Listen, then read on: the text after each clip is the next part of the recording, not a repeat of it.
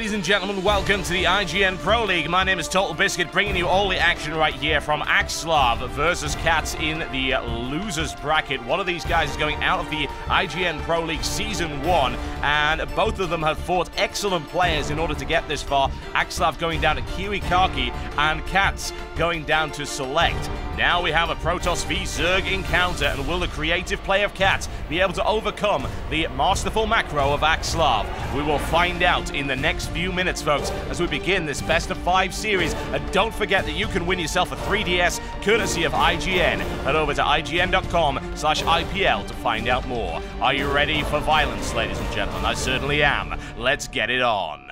Ladies and gentlemen, welcome to the Xel'Naga Caverns. As we've seen so many times before, a popular holiday destination if the only bathing you wish to do is in the blood of your enemies. EGAxslav in the red trunks right here. He is playing Protoss, and he is from Team Evil Geniuses. Up to the northeast of this map versus his opponent, the one and only TotalBiscuit in the yellow trunks. He is playing Zerg, and he is from Team Root. Now, Zerg have been having a little bit of a hard time against Protoss lately. However, there has been an emerging set of strategies involving the use of Infestors and Broodlords. That's the kind of thing that TotalBiscuit would really like, considering we've seen his Infestor play, and it is absolutely astonishing. He's been in PvZ before. He's been able to win. Let's find out what he can do. And EGAxslav is honestly wanting to get a nice long macro game that he can really get going in. If he's caught off guard, he doesn't seem to be all that strong in the early game, honestly, from what we've seen in this tournament so far. A lot of EGAxslav's builds don't really sort of get going until around the 10 to 15 minute mark there, mid to late game builds, so he is a little bit weak to early game pressure, though that isn't TotalBiscuit's strength. So let's see what happens. I would imagine both these players are looking to get a lengthy macro game. TotalBiscuit might attempt something pretty early. We will find out, however. TotalBiscuit is always up for doing the unexpected.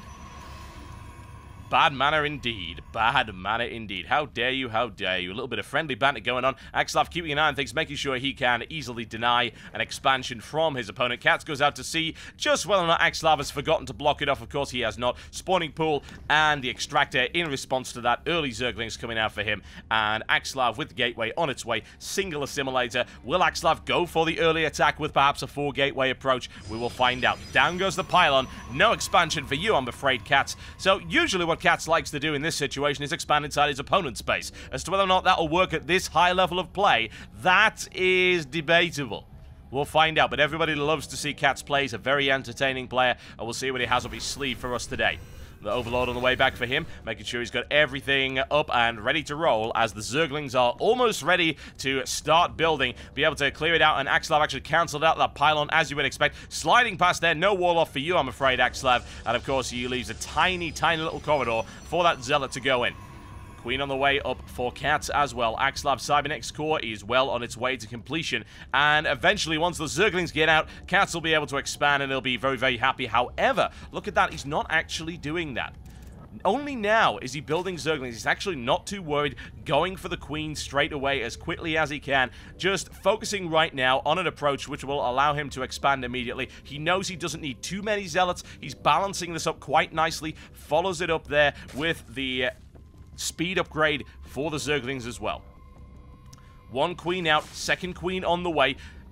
There's the expansion. Nicely done there. Very patient play there by TotalBiscuit, not overdoing it. And often you'll find that players, in response to Protoss harassment, will overbuild Zerglings early on, as opposed to building Queens and building drones. TotalBiscuit wants to get his economy in a great state, and right now it's looking like it is in just that. We have a look at it right now. We'll see that EGAxslav does have the lead that you would expect a Protoss to have at this stage of the game. However, once this expansion goes down, that will start to rapidly change. Still on a single gas right now for TotalBiscuit. Could be seeing Roaches coming out, or, of course, a transition through to a lair a little bit later on. Honestly, possibility of seeing Roaches, possibility of seeing Banelings. Note that TotalBiscuit has actually got no, and I do mean no, drones in that extractor right now at all. Not pulling out anything right now in terms of gas. Not really worried about that, just getting as many minerals on the field as possible. Confident that he can hold EGAxslav with Zerglings alone for the time being. Second gateway going up for EGAxslav right now. Very patient style by him, not getting aggressive. There are the Roaches that we thought would end up coming. Considering he's only one gas, it makes sense at this stage of the game. TotalBiscuit's hatchery almost complete. Got to be very happy, grinning like a Cheshire Cat, folks. Infestor Gadget, as we called him earlier in this particular tournament. He has all sorts of things under that crazy hat of his. Be terrified. I certainly would if I was playing against him right now. Hallucination on the way up for EGAxslav. Looking to try and get some early scouting information. Not bothering to get that robotics facility early on. Otherwise, he'd, of course, just pop out an observer. Looking for the expansion, which he's got coming up. Plenty of sentries, plenty of hallucinations. Nice free scouting information for him. Doesn't want to go anywhere near his opponent right now, and I don't really blame him. Lair on the way for KatZ. It's looking pretty good right now for KatZ, honestly. His harvester count is rapidly increasing. Now has the lead over EGAxslav that we said he would have a couple of minutes ago. And he'll start to apply pressure to his opponent, get some roaches out of there. However, very passive game so far. Bare minimum of harassment. Forge coming down for EGAxslav as well, and only 2 gateways. That really is a very passive style from him. Cannons will go down, and of course that will deal very nicely with Mutalisks that might end up coming. The lair is on the way. What's his gas count looking like right now? Looking for a 3rd gas. 2 fully saturated right here, so yes, Spire is a very real possibility after this lair completes. We'll find out in just a moment as to whether or not he's actually going to go for that approach, or whether he will try and break out the infestors as before. Spinecrawler coming down for him, keeping an eye on things, and EGAxslav with heavy defense, double photon cannons coming down at there, and he has gone for Infestor by the looks of it. Ooh, that is delicious. So either looking for a very quick tech up to Hive, or of course going for the Infestor play, which would make perfect sense. Snipes off a single probe, needs to get the hell out of there immediately. Oh, he's trapped! There is nowhere to go, and indeed nowhere to run or hide. EGAxslav annihilating him there with great force field placement. Plenty of spare force field to him right now. He doesn't need to worry about energy right now at all. Oh no, oh no, oh no. Phoenix hasn't actually got the infestation pit, or has it? Yes, it has. It did get that scouting information. So what's his response really going to be to infestors? Not a huge amount. He's going to try and expand right now, thinking that perhaps his opponent is going for a more passive style, which actually is kind of true. He's got pathogen glands to bring up. He's got glial reconstitution to bring up. He's got to start getting his army in shape. So this might be the time for EGAxslav to look into at least wearing these rocks down to look for a possible expansion at some point in the not-too-distant future. EGAxslav keeping an eye on his opponent. Loads and loads of hallucinated phoenixes will allow him some free scouting. Here comes the robotics facility now, finally following it up. Still only 2 gateways, honestly. And it's unfortunate that KatZ decided to be so passive early on in the game, because with those 2 gateways, he could have exploited the fact that his opponent wouldn't have had a very large army. And honestly, still doesn't. It's 10 sentries and 2 stalkers. Bear in mind, though, 10 sentries is a potent force. Not a huge amount of firepower, but an awful lot, and I do mean an awful lot, of force fields coming down, which really restrict the firepower of roaches very, very low in terms of their range. However, tunneling claws would easily fix that. 4 infestors on the way. We do have the pathogen glands upgrade. I would honestly expect a attack immediately once he's got those up, to go in with the roaches, with the infestors, try and break his way through the defenses of EGAxslav. And I am also noting that he did actually get supply block for a short period of time, ended up losing one of his overlords. I believe he sacrificed it to have a look at his opponent's base. We can, of course, check that. How much information did he get? He got a good amount, honestly. He really, really did. Infestors are now on the field. How much damage will be able to inflict with this? Of course, the photon cannon will be impervious to the infestors. However, not so much to the roaches. Let's see what it can do with this. This should be interesting. Fungal growth will prove to be very, very useful against sentries. Sentries have very, very low health. Bear that in mind.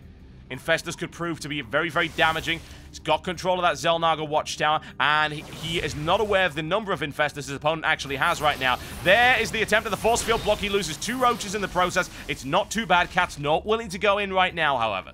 Another hatchery coming up. However, the Nexus is complete for EGAxslav right now. It's gonna, in fact, he already has an economic advantage over his opponent. Not an ideal position to be in at all. Another hallucinated Phoenix continuing to gain valuable scouting information. And there we go. KatZ has got an expansion there, but he needs to get some drones on it immediately in order to get back into the economic race right now. KatZ sitting on 4 infestors, 15 roaches on the field, neural parasite on its way as well. An intriguing maneuver, considering that his opponent really only has sentries and stalkers right now. However, once those immortals get grabbed by the neural parasite, and of course the colossi that we know now are coming, and KatZ has got to assume are on their way, that'll prove to be completely critical. KatZ hanging around, got plenty of energy, nothing to worry about there whatsoever. By the time neural parasite is finished, he's going to have 200 energy on pretty much all of those, and his opponent does not have any high Templar, so that's no sniping with feedback. Very, very useful for those infestors. And, of course, KatZ is going to be extremely happy about that. Spire to follow it up. Upgrades aplenty. Missile attack. Ground carapace as well. A great combination for roach infestor, honestly, as opposed to roasted infestor, which is not as delicious as it might sound. Zerg Missile Attack level 1 will also upgrade Infested Terrans if he decides to deploy that, so it makes perfect sense when going for the Roach Infested combination. And Hydralisks coming out as well, an intriguing mix. We haven't seen Hydras in quite some time. Not really considered to be all that useful in the current state of the metagame, but we will find out. We'll find out what he's able to do with them. Looking forward to it. I'm trying to think of the last match I actually saw that had Hydralisks in them. People just don't really build them all that much anymore. It's kind of sad, really. I like Hydralisks, so they're a little bit of a dull unit, but they are a classic. Looking for the fungal growth right here, and nails down the probes. Can he kill any of them? Oh, yes! That is economic damage. Talk about harassment right there. Excellent play there by KATZ, and we've seen him do this before, in fact, in the matchup against Select, which worked extremely well. A great snipe, and look at the creep spread. This is perhaps something that you should really bear in mind and often gets overlooked. He is able to gain access to the middle line of his opponent, and his opponent has done nothing to deal with that. That is not good. No doubt he'll try and bring in an observer at some point to try and clear out that creep spread, but right now he's got a highway all the way into that gold mineral expansion of EGAxslav, which is not ideal at all. Those infestors can go in there at will. Once again, hallucinated Phoenix's Spore Crawler to deal with that, and of course detection to make sure that no Dark Templar coming his way. Hive on the way right now for KATZ. This is getting interesting, and honestly, I don't know if EGAxslav's passive style is really going to help him all that much here, considering he's going to get economically harassed by those infestors. Moving in once again, however, he's going to get caught out of position if he's not careful. He does have control of the Xel'Naga Watchtower. He sees what's coming, and he's got Corruptors on the way to try and deal with those Colossi. The thing is, he's got a second weapon in the fight of that. Nails him down, loses Infestor in the process. Looking at that fungal growth. Can he nail down a second one? Yes, he can, but he will lose an Infestor as well. So that's not a huge amount of damage. Not even able to take out the Sentry in the process. And no real follow-up right there for KATZ. So not all that helpful. And now down to 4 Infestors as well. However, his economy is really rolling out quite nicely right now. 4 bases to 3. His army count is looking good as well. And it's going to require one decisive engagement to really decide exactly who's going to win on this particular map. But honestly, with the creep spread and the mobility that KATZ currently has, I think that's going to prove to be really advantageous. And actually, he's taking advantage of the fact that his slow-moving opponent is not defending that base. That's a lot of photon cannons, however. Can he bring them down quick enough? And forcing EGAxslav to pull back. 1 photon down, second one down. Looking for the neural parasite, grabs it. However, he's caught out of position, and those infestors actually proving to be completely useless in that particular situation. Not a good idea to nail something with a neural parasite when you're out the front. Need to be at the back for that kind of thing. Very, very dangerous. EGAxslav now with an army advantage, looking to push forward and do as much damage as he can, clearing out these creep tumors. And can he take this expansion? It looks like he probably can. That's a lot of firepower he can bring down on him right now. And in the meantime, KATZ looking for a drop or just a mass evacuation. Right now, will he decide to flank?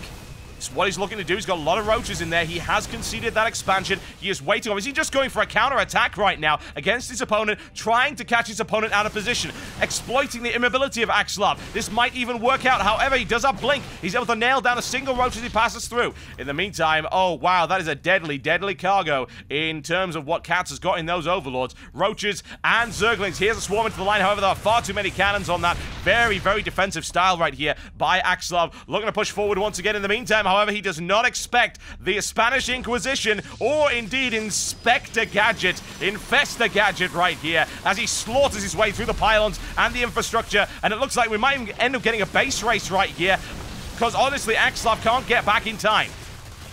Right now, EGAxslav supply block. No more warp ins for him right now. Trying to nail down as many of those defenses as possible. Needs to bring the photon cannon down immediately.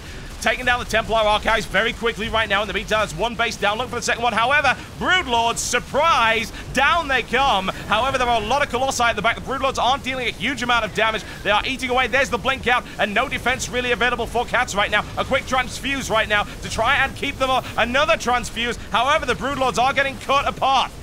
This isn't good right now for KATZ. KATZ's force is starting to dwindle. He's trying to force his way through the main base. He has gutted most of the tech of EGAxslav. However, EGAxslav is in a position where he can start to really turtle up, and KATZ is not under any circumstances. This is a little bit concerning, honestly, guys. It really, really is. If I were KATZ right now, I'd be very, very worried. This base race is going in favor of EGAxslav, regardless of the drop behind the lines. KATZ is able to cut through this. It's going to be who kills what, really. Who is able to annihilate all of the buildings first. KATZ needs to escape as quickly as possible. He's already tried to do that. He's going to lose all his technology. His hive will be torn into shreds. KATZ trying to force his way through here right now. He doesn't have an awful lot of firepower, and actually, I don't really know why he's doing this. It's actually mis-microing those units, getting stuck in his own units. There's too many photon cannons. He's going to lose a ton of roaches in the process right now. In the meantime, Overlord's moving over there and doing nothing, because of course they have nothing they can do. KATZ has enough money to start rebuilding, but if all of those buildings go down, I believe that might actually be his last building. Is it? I think it is. If he's able to take that out, that will be good game. Unless he's managed to build elsewhere, which right now he hasn't done. Oh, there you go. A very quick hatchery coming down for him. Overlord's just hanging around, just throwing them away for no apparent reason, but GG's, of course. He had no real options there, and perhaps waiting too long. The Infestor play didn't work out. The Broodlords came in at just the wrong time. He threw them up against that army with very little success. Too many Colossi in the back to clear up the Broodlings very quickly, and, of course, no defense on the ground, and that's a lot of dead Broodlords. Ladies and gentlemen, one game in favor of EGAxslav right here in this best of 5 series. Can KATZ come back from it? We'll find out in just a few short moments' time.